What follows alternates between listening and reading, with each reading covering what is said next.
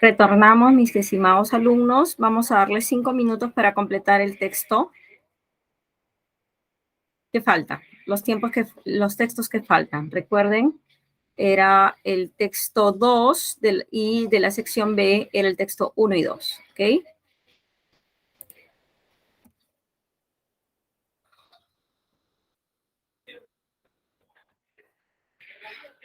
Adelante.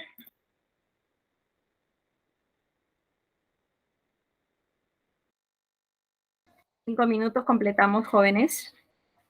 12:20, 4, completamos.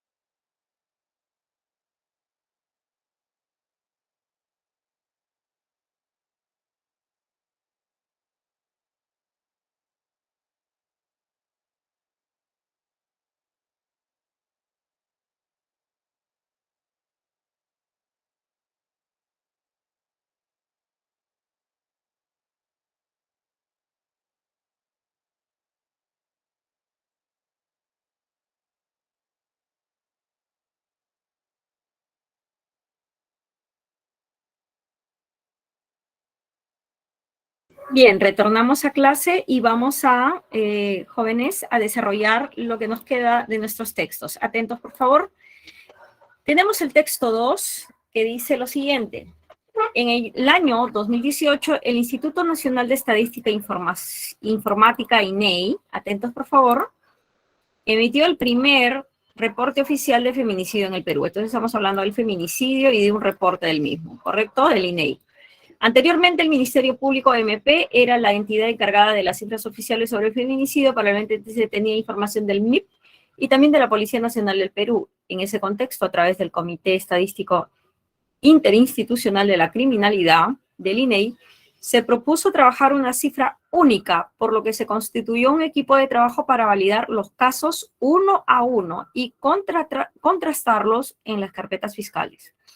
Es así que a partir de 2018, el CEIC, ¿correcto? El Comité de Estadístico Interinstitucional de la Criminalidad delineó una metodología estandarizada para calcular la cifra oficial de feminicidios, el mismo que contiene la data del Observatorio de Criminalidad del Ministerio Público, Centros de Emergencia de Mujer del MIP, Sistema de Denuncias Policiales de la ANP y el Registro de Denuncias de Delitos y Faltas del INEI.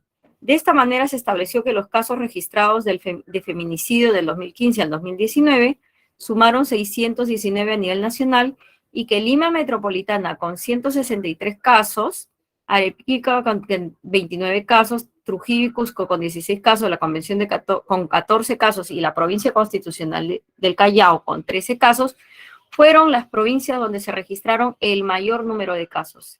Y en lo que respecta solo al 2019, se observa que Lima Metropolitana presentó el mayor número de casos, 36, seguido del Departamento de la Libertad, 13, Cusco, 10, Departamento de Lima, 9, como se muestra en el siguiente gráfico. Vamos a ver el gráfico.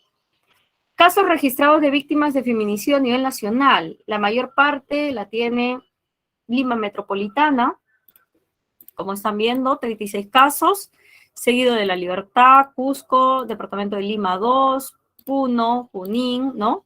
San Martín, Loreto, Provincia Constitucional del Callao y Arequipa, con estas otras provincias, se mantienen en la misma, y así leemos la tabla, ¿no? Bien, entonces decimos, la idea principal de este texto mixto, porque están dando estadísticas y también están dando un poco de texto, es que los casos registrados de la víctima de feminicidio a nivel nacional en 2019 fueron elaboradas gracias a la metodología estandarizada delineada por el CEIC, ¿no? Que es lo que habíamos mencionado al inicio de la clase, ¿no? Este es un reporte, ¿no? Un reporte final de feminicidio por el Comité Estadístico Institucional de la Criminalidad, ¿no? Y están dando un reporte y también una estadística. Por tanto, ahí están los casos registrados de las víctimas, ¿no? Clave B de beso. En el texto en su conjunto quiere decir en la estadística como en el texto, se sostiene que gracias al CEIC se estandarizó esta metodología. Lo que ello dice, delineó, ¿no? Delineó. Para uniformizar los casos de feminicidio en el Perú es que tenemos cifras del 2019. 1B. 2. Delinear en este contexto como sinónimo se refiere a determinar. No puede ser alinear porque no es alinear algo, un objeto, ni diseñar, ni dibujar. Profesora, puede ser diseñar, es que no se diseña, sino se determina, ¿correcto? Se determina, se establece una metodología para homogenizar toda la información, las estadísticas de varias fuentes, se homogénea, ¿no? Para determinar, ¿no? Un dato. Bien, entonces, la clave sería la letra D, 2 de dedo, determinar, ¿no? 3 de los números de casos registrados de víctimas de feminicidio a nivel nacional del año 2019, mostrados en el cuadro, estamos hablando del cuadro, podemos deducir, ¿no? Que los de Lima Metropolitana casi triplican a los de la Libertad, ¿no? Entonces, los de la Libertad son 13, los de Lima son 39, casi triplican. Esto es cuestión de descarte, ¿no? Porque estamos hablando de una información de inferencia, ¿no? Una deducción. Aquí solamente era analizar y multiplicar, sumar, ¿no? Etcétera, nuestros porcentajes. 3, A de astuto. 4, es compatible con el texto sostener que los casos de feminicidios registrados en Lima Metropolitana desde el 2015 al 2018, compatible, ¿no? Serían pues 127 casos, ¿no? Dice acá, en el texto nos dice, ¿no? Que entre 2015 y 2019 se registró 163 casos, haciendo una resta, ¿no? De 36 casos, sería pues 127, ¿no? 127. Si restamos, 127, ¿no? 163 menos 36, 127, eso sería la clave, era una cuestión aritmética, 4D. Y 5, si el Comité Estadístico Interinstitucional de la Criminalidad del INEI hubiera desestimado proponer una metodología estandarizada, es posible que la clave sería la letra A. Sería imposible establecer, ¿no?, una cifra única. En este caso, en el texto se afirma que el comité, ¿no?, estandarizó, o sea, delineó, ¿no? Se propuso trabajar sobre una cifra única mediante el establecimiento de una metodología estandarizada. En ese sentido, de no haber propuesto esto, no tendríamos esta cifra más acertada, ¿no? No tendríamos una cifra en general, ¿no? Una cifra exacta. La 5, la clave A de estudio. 5A. Vamos al texto 1, ¿correcto? Que tiene que ver con los efectos del humo. A ver, los efectos negativos del humo del tabaco, ¿no? Tabaco, son bien conocidos, pero dice, ¿qué hay de los posibles efectos positivos de dejar el hábito, ¿no? Repasar los beneficios a corto, mediano o largo plazo de no volver a encender un cigarrillo es sin duda una buena manera para que la fuerza de voluntad se imponga al tabaco. Como muestra quiere decir un detalle, una prueba, ¿no? El informe, como estadística, el informe del Día Mundial sin Tabaco, dice, publicado por la Organización Mundial de la Salud, solo 20 minutos después de fumar ya empiezan a notar los primeros cambios físicos, como el descenso del ritmo cardíaco, la presión arterial, que recuperan sus valores normales. Si mantenemos el cuerpo sin tabaco, dice acá, al menos 2 horas más, los niveles de monóxido de carbono en la sangre disminuyen y después de 2 a 12 semanas la circulación mejora, así como el funcionamiento de nuestros pulmones. Entre las mejoras de salud a largo plazo de no encender un cigarrillo, nunca más se encuentra, lógicamente, la disminución de las probabilidades de padecer las grandes enfermedades asociadas al tabaquismo. Entre ellas, la prevalencia de un cáncer de pulmón, que en 10 años se reduce a la mitad, y el riesgo de enfermedades coronarias como el infarto, que en 15 años se iguala al de un no fumador.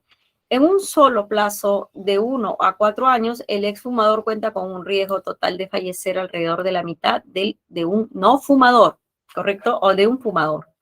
Bien, tenemos entonces los efectos negativos del tabaco, pero aquí están hablando de los posibles efectos positivos, ¿no? Los efectos positivos de dejar de fumar. También es un texto mixto y dice acá en el texto, en la parte de la infografía, dice, ¿qué pasa cuando dejas de fumar? Mejoras en la salud que aparecen después de dejar de fumar, ¿no? Después de dejar de fumar, de 5 a 15 años, el riesgo disminuye las enfermedades coronarias, el cáncer de pulmón, el riesgo de muerte se reduce casi la mitad del fumador, descenso del ritmo cardíaco, 1 año de enfermedades coronarias se reduce, descenso del monóxido de carbono en la sangre, ¿no? Mejora de circulación pulmonar y disminución de la tos, de las dificultades para respirar. Miren ustedes en tiempos, ¿no? 20 minutos, 1 año, hasta de 5 a 15 años. Eso significa, mis queridos alumnos, que hay un beneficio acá, ¿no? Entonces estamos hablando de los beneficios de fumar. Íntegramente el texto gira en torno a justamente a las consecuencias que te da el no fumar, el renunciar al tabaquismo. La clave es clara, 1A. El texto es una exposición de los diversos beneficios, ¿no?, que deja en la salud el dejar de fumar a corto, mediano y largo plazo, ¿no? 1A. 2, la palabra mostrar quiere decir divulgar, ¿no? Se divulga estas estadísticas, ¿no? Se expone, se informa. Que que significa poner al alcance del público, ¿no? Informa, divulga, expone. 2, B de beso. Se infiere de la infografía que una persona que abandonó el cigarro por 11 años, bueno, si es 11 años, profesora, dice acá, quienes abandonan el tabaquismo disminuyen la posibilidad de tener problemas de salud asociados al consumo del tabaco. En este caso, entra en una etapa en la que puede disminuir riesgos de males cardíacos, ¿no? Esto ya lo pueden ver en la infografía. 3A. 4. A partir de la relación entre el desarrollo textual y la infografía, es incompatible afirmar que los adictos al tabaco presentan, ¿no?, niveles elevados de dióxido de carbono en la sangre. En este caso es incompatible, ¿no? Porque dice que los fumadores de cigarro o de cigarrillos tienen niveles elevados, ¿no?, de monóxido. Ojo, no es compatible, ¿no? Traca, traca. Presentan niveles elevados de dióxido de carbono, claro, ¿no? Dióxido de carbono. Entonces, en este caso, ¿no?, afirmar que los adictos, ¿no?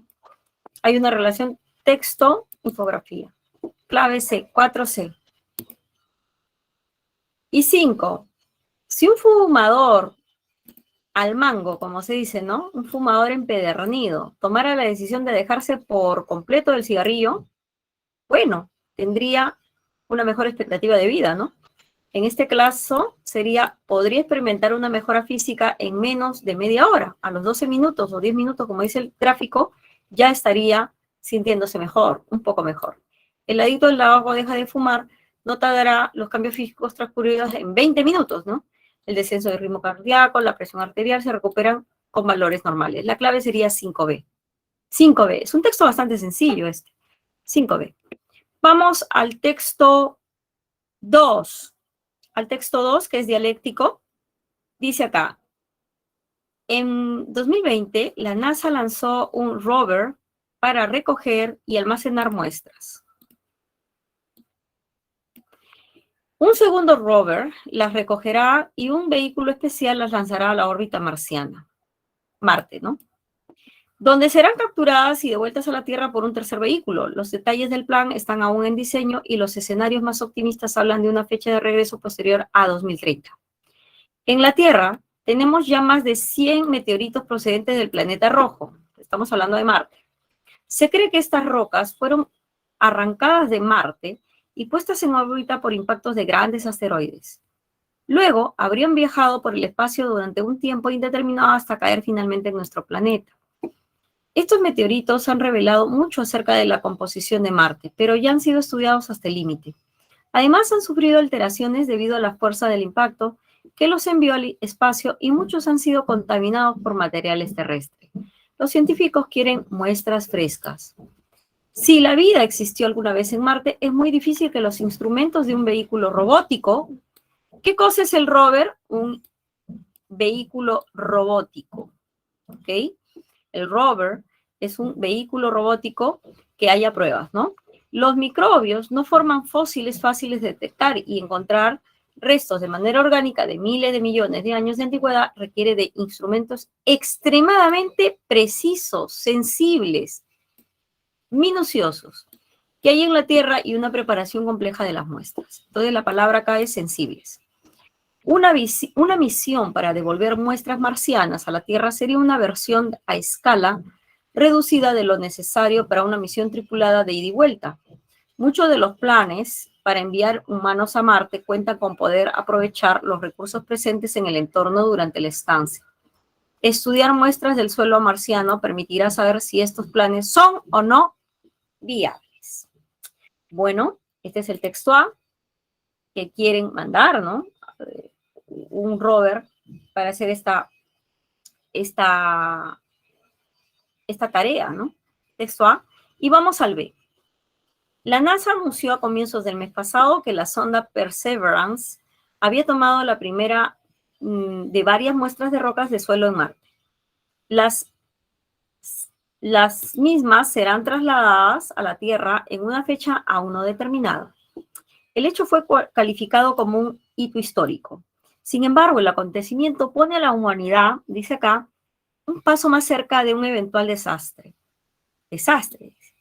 Si el material ingresado a nuestra biosfera, o sea, a nuestro planeta, contuviera un potencial organismo o virus peligroso que pudiera diseminarse entre la población, sería la semilla del apocalipsis, que significa el término de nuestra civilización. No creo que traer muestras directamente de Marte sea seguro por ahora, al menos hasta que no se hagan más estudios sobre la superficie marciana para evaluar si hay vida existente y no solo fósiles microbianos.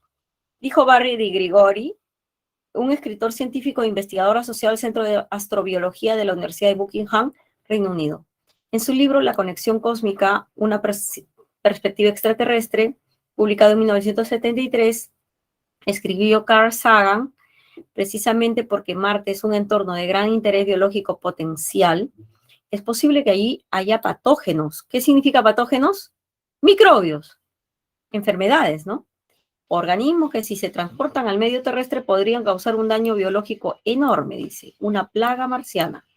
Por un lado, podemos argumentar que los organismos marcianos no pueden causar ningún problema grave a los organismos terrestres porque no ha habido contacto biológico durante 4.500 millones de años entre organismos marcianos y terrestres.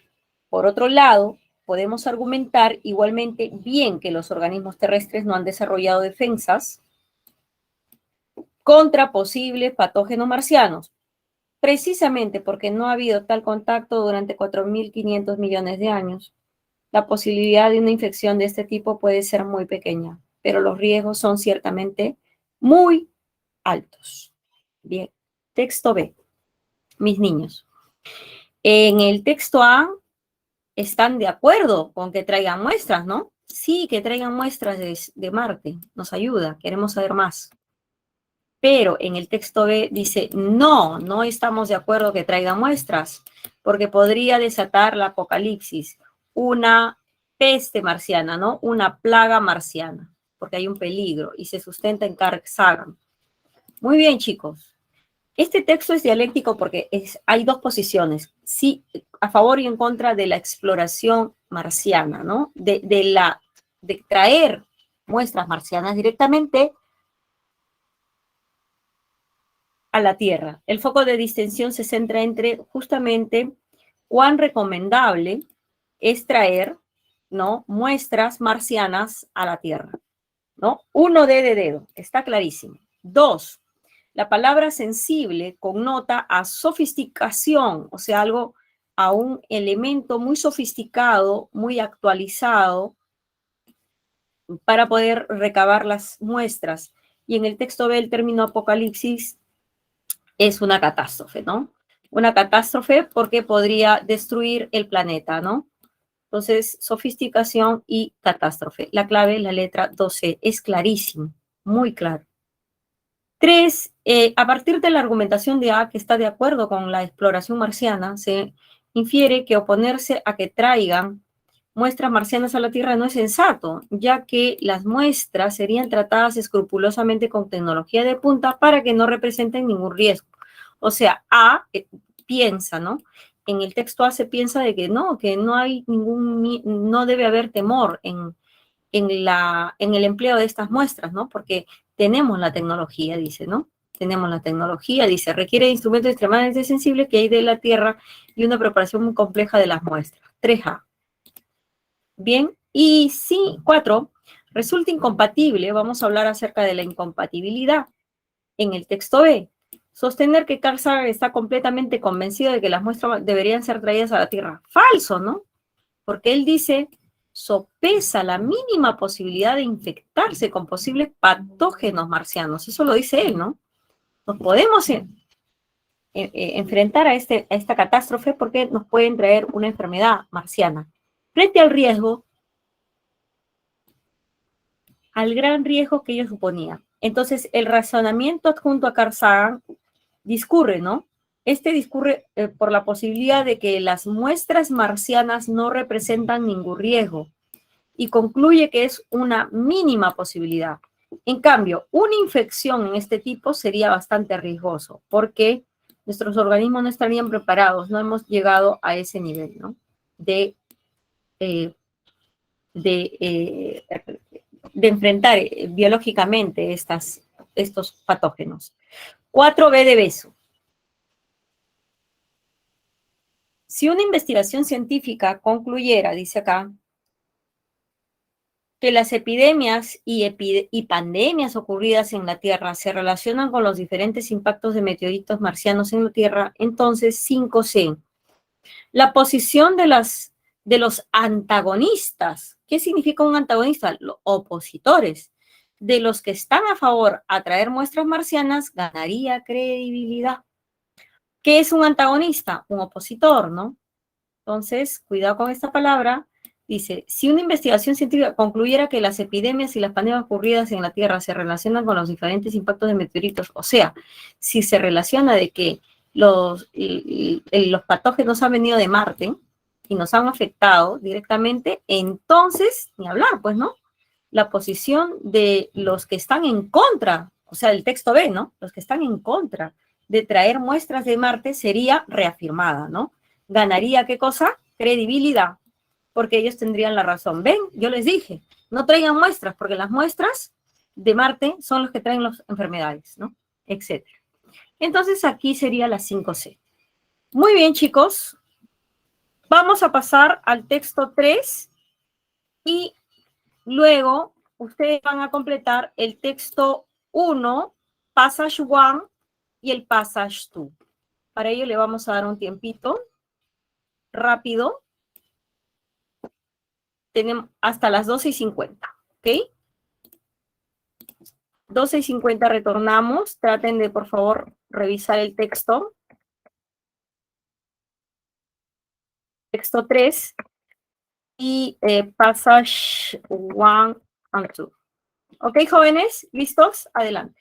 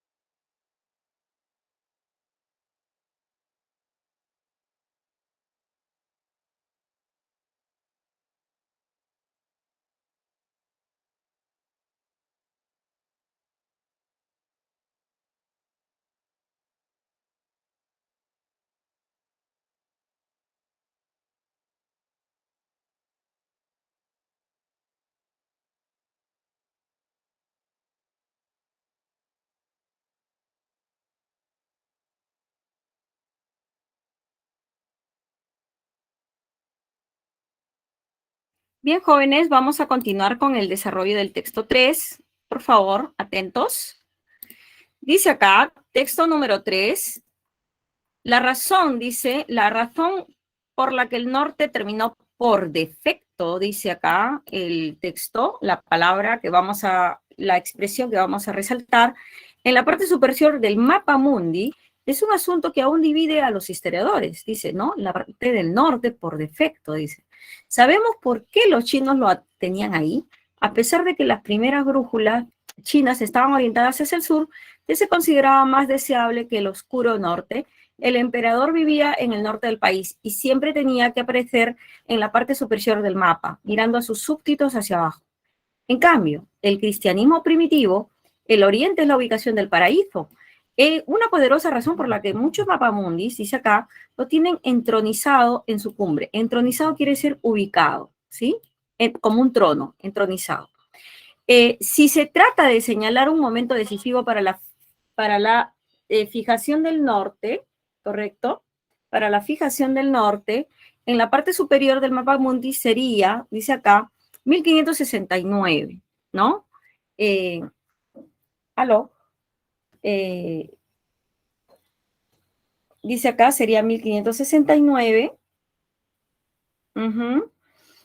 Y la publicación del cartógrafo, ¿no? La publicación Gerardus Mercator, su mapa famoso por ser el primero en tener en cuenta la curvatura de la Tierra, aunque no el primero en poner el norte arriba. Fue diseñado para ayudar a los marineros a navegar alrededor del mundo usando líneas de latitud y longitud para trazar una ruta recta. Este es el objetivo, ¿ok?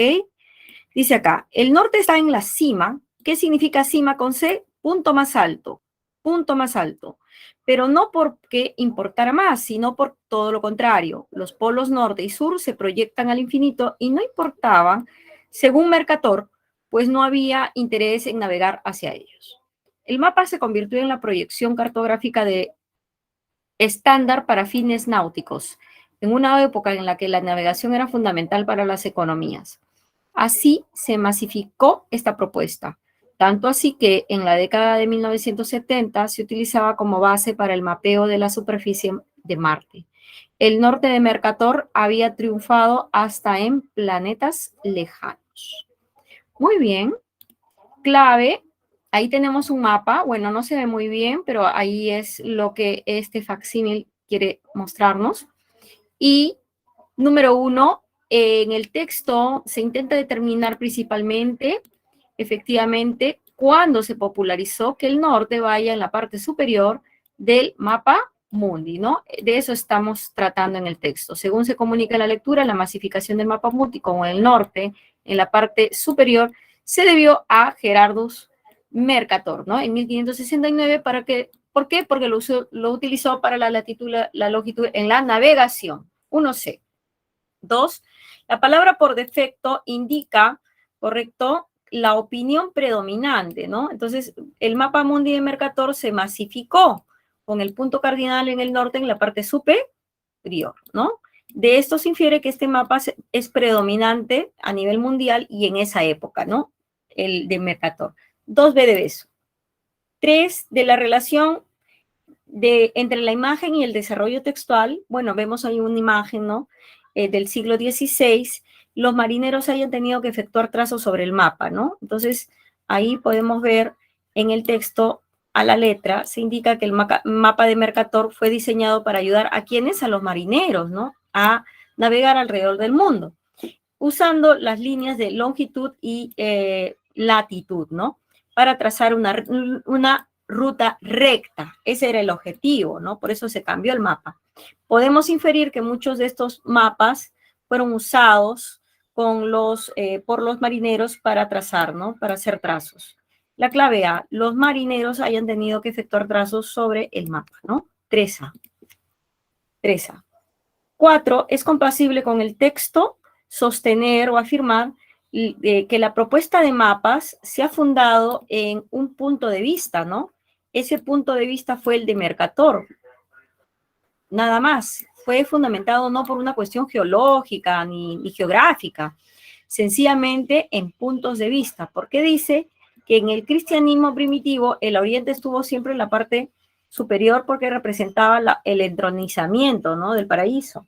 Los chinos, la China imperial, el norte estaba arriba porque se residía, dice, el emperador.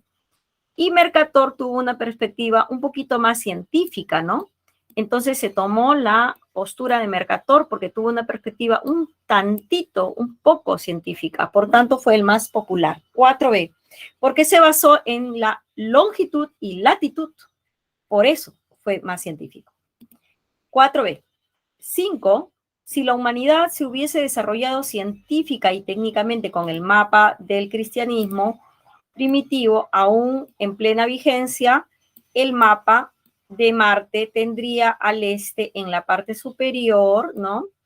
En la parte superior, ¿no? Entonces el mapa de Mercator tuvo éxito. ¿Por qué? Porque ese éxito se utilizó incluso en Marte, ¿no? Así podríamos pensar que si el mapa del cristianismo antiguo hubiera tenido vigencia y de haberse dado el progreso científico y técnico igualmente, es seguro que se utilizaría este mapa como referencia a Marte. O sea, Mercator tuvo preferencia porque obviamente tuvo un sesgo de nivel científico, utilizar la longitud y la latitud, pero ¿qué hubiera pasado si hubiera sido el cristianismo, ¿no? La visión del cristianismo, pues hubiera sido pues la visión de más el mapa de Marte, ¿no? Tendría en este caso al este en la parte superior, ¿no? 5C. Vamos al passage number 1 y aquí tenemos una palabra que está resaltada, se llama birth, the birth of the new democracy in the country. Entonces vamos a ver aquí la traducción. ¿Dónde está? Ok, have enabled audience to experience to the birth of the new democracy. Ok, lo vamos a ver acá. Entonces dice acá, el mundo se ha convertido en un híbrido.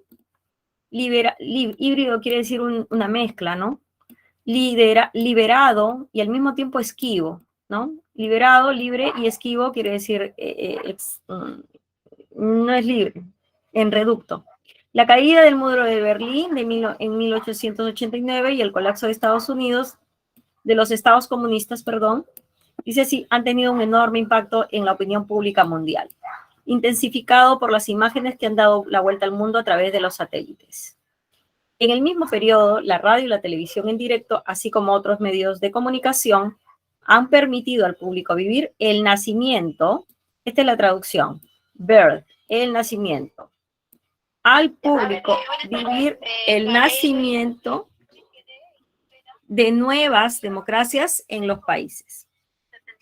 ¿Correcto? En los países, dice acá. Estas nuevas sociedades parecen menos propensas a los conflictos, más dinámicas y basadas en una mayor participación democrática. Sin embargo, estas nuevas oportunidades no pueden ocultar las importantes desigualdades económicas, tanto entre los países industrializados y el mundo en desarrollo como dentro del grupo de ahora beneficia el mayor crecimiento. Según los expertos, estos cambios van a ser tan importantes como las que trajo la revolución industrial. Son los signos de una nueva civilización basada en la información y el conocimiento. Señalan una ruptura con el pasado y la apertura a una nueva fase de desarrollo económico, social, cultural, que es fundamentalmente diferente de sus predecesores.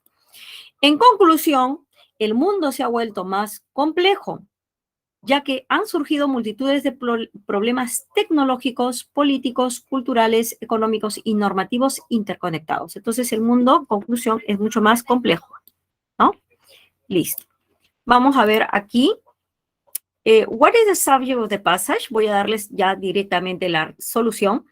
¿Cuál es el texto? ¿Cuál es el tema del texto? Estamos hablando acerca de los cambios globales y sus consecuencias. Global changes and their consequences. The text discusses the change in the world since the fall of the Berlin Wall and the collapse of the communist states, and how the world has become more and more complex. Therefore, the central theme would be global change and their consequence. El texto habla acerca de cómo ha caído el muro de Berlín, que está al inicio del párrafo, y el colapso de los estados comunistas. Y esto ha sido de tal complejidad y de impacto que ha dado como consecuencia cambios globales, ¿no? Muy bien, 1D. 2, the word birth implies, ¿qué implica la palabra birth? Es nacimiento de, ¿no? Entonces, en este caso es the origin of the word democracy. The word birth implies origin, origen, ¿no? Porque es el nacimiento, origen. No hay otra, entrada no, ancestro no, don't tampoco, amanecer tampoco. Es el origen, ¿no? El origen de la democracia. Birth, nacimiento, origin, sinónimo. Ok, número 2, C. 3, es posible inferir que la caída del muro de Berlín en 1989 y el colapso de los estados comunistas, ¿qué cosa inferimos? Marcó el comienzo de esta gran, ¿no? De este gran cambio. Entonces, eso lo dice el texto, ¿no? Podemos inferir y es posible mencionar que marcó el comienzo de importantes cambios, o sea, las consecuencias se vieron luego, en las comunicaciones a nivel mundial. 3A, está clarísimo. 4, es compatible afirmar que ambos, ¿no? Que tanto la revolución industrial como la nueva civilización, ¿no? Son modelos de cambio en la historia del mundo. ¿Qué son modelos? Paradigmas. Estos son modelos de cambio, son paradigmas, ¿no?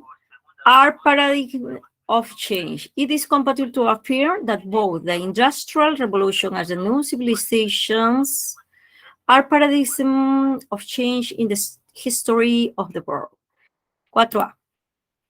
5. If after the fall of the Berlin Wall, information had not been democratized around the world. 5. Acá tenemos, mis queridos, ay, se me pasó. Entonces, acá tenemos, dice, todos los cambios en, perdón, vamos a poner más chiquito para que ustedes lo vean mejor. A ver. Nuevamente se ha cambiado lo que es extensión normal, ¿verdad? Aquí. Entonces dice, si tras la caída del muro de Berlín no se hubiera democratizado la información en el mundo, entonces, obviamente, ¿no? Probablemente no habría signos de un cambio en una nueva civilización basada en la información y conocimiento. O sea, si no hubiera habido estos cambios, esa caída del muro de Berlín o la caída de los estados socialistas, ¿no? Que eran de opresión, no hubiera habido, pues, esta revolución tecnológica, cultural, social que está hablando el texto, ¿no? Entonces sería la clave 5, ¿correcto? B.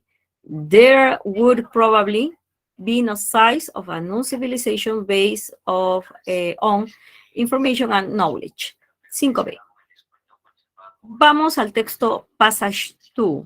Acá dice ruinoso. Ruinoso es destruido, ¿no? Ruinoso.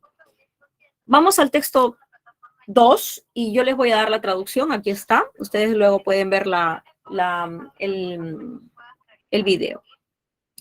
Entre 1912 y 1914, un grupo de sufragistas británicas llamadas Women's Social and Political Union lanzó una campaña de acción militante enfrentada a un gobierno que parecía empeñado en negar el sufragio femenino indefinidamente. Entonces estamos hablando del sufragio femenino. Dice acá, la WSPU decidió que eran necesarias formas de protesta más radicales. Las sufragistas militantes destruyeron el contenido de los buzones y rompieron las ventanas de miles de tiendas y oficinas. Cortaron cables telefónicos, quemaron casas de políticos y miembros prominentes de la sociedad, incendiaron pabellones de cricket y grabaron eslóganes en muchos campos de golf. Cortaron pinturas de galería de arte, destruyeron exhibiciones del Museo Británico y colocaron bombas en la Catedral de San Pablo, la Abadía de Westminster y el Banco de Inglaterra. El apoyo público al sufragio femenino disminuyó, a pesar de que mucha gente deploraba la forma en que se trataba de las sufragistas en prisión. El destacado político Lloyd George, generalmente partidario del voto femenino, pensó que las acciones de las militantes eran ruinosas para su causa. Ruinosas quiere decir deleznables, vergonzosas, negativas. Algunos miembros del Parlamento declararon que los actos militantes demostraron que las mujeres eran inestables, histéricas y que no se les podía confiar el voto. Terrible. Número 1. What is the passage? ¿De qué está hablando el texto? What is this passage about? ¿De qué trata el texto? Justamente de las causas y las consecuencias de la campaña de estas militantes femeninas por su voto, ¿no? ¿Qué serían las causas y las consecuencias, no? La 1, B de beso. 1B de beso, ¿no? 1B de beso. Cause and consequence of the WSPUS Campaign of Militant Action, ¿no? 2. The word ruinous is closest in meaning to, o sea, algo devastador, ¿no? Algo terrible, algo contraproducente. En este contexto sería contraproducente, algo que les causó a ellas una aceptación negativa, contraproducente, ¿no? Porque podría ser devastador si es que destruyó todo, pero realmente fue un efecto rebote, ¿no? Contraproducente. Según Lloyd George, la acción militante de las féminas no les favorecía, es decir, esas acciones iban a tener un efecto contraproducente, contrario a lo que ellas esperaban, ¿no? Contrario, ¿no? 2, B de beso. 3, se infiere del texto que el objetivo de la campaña de la acción militante de este grupo feminista, bueno, perdón, no es feminista, es este grupo sufragista, ¿no? Sufragista femenino, más específico, no era para dañar a las personas, ¿no? O sea, se infiere de que ellas no querían dañar a las personas, ellos lo que querían era ratificar su derecho ¿no? de votar, pero les jugó en contra, ¿no? Todas estas acciones tan negativas, was not to harm people, ¿no? No era dañar a las personas, básicamente, ¿no? Entonces, 3A.